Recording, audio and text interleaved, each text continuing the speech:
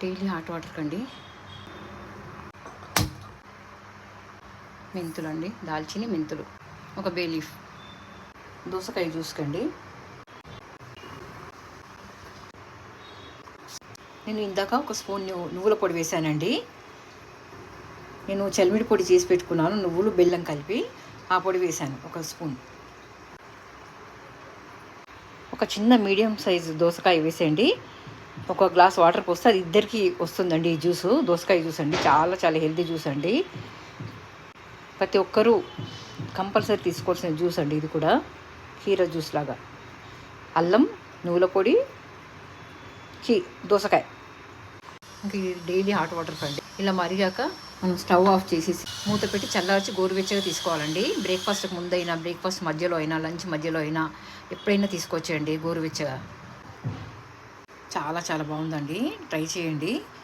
అల్లం వేసుకోవడం ఇష్టం లేని వాళ్ళు అల్లం వేసుకోకుండా పర్లేదండి, అలా కూడా బాగుంటుంది.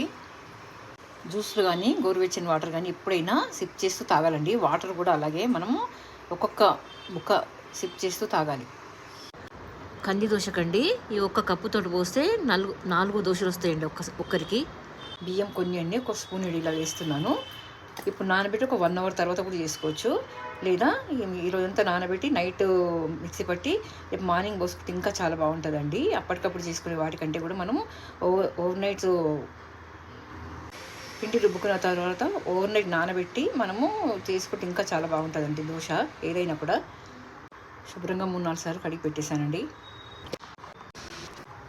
కందిపప్పు బియ్యం కలిపి మిక్సీ పడుతున్నానండి. ఇక్కడ ప్యాన్ పెట్టేసి స్టవ్ ఆన్ చేశానండి. ఒక పచ్చిమిర్చి, 2 వెల్లుల్లి వేస్తున్నానండి. తగినన్ని వాటర్ పోసి బరకగా మిక్సీ పట్టుకొని దోశ పోసుకోవడమేనండి. సాల్ట్ అండి. కంది దోశకండి ఇది. ఇలా బరకగా మిక్సీ పట్టుకుంటే దోశ బాగా వస్తుందండి. కొద్దిగా షుగర్ వేస్తున్నానండి. షుగర్ వేస్తే ఏంటంటే మనకు కొద్దిగా క్రిస్పీగా వస్తే కలర్ కూడా బ్రౌనిష్ కలర్ వస్తుందండి. బ్యాటర్ అంతా ఒకసారి బాగా కలిపేసి దోశ పోసుకోవడమేనండి.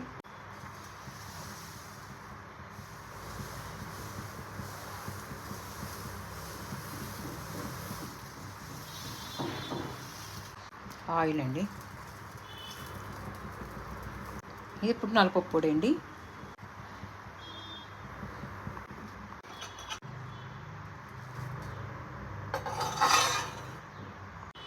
చూడండి, అప్పటికప్పుడు దోశలు అయినా కూడా ఎంత క్రిస్పీగా కలర్ఫుల్గా వచ్చాయండి.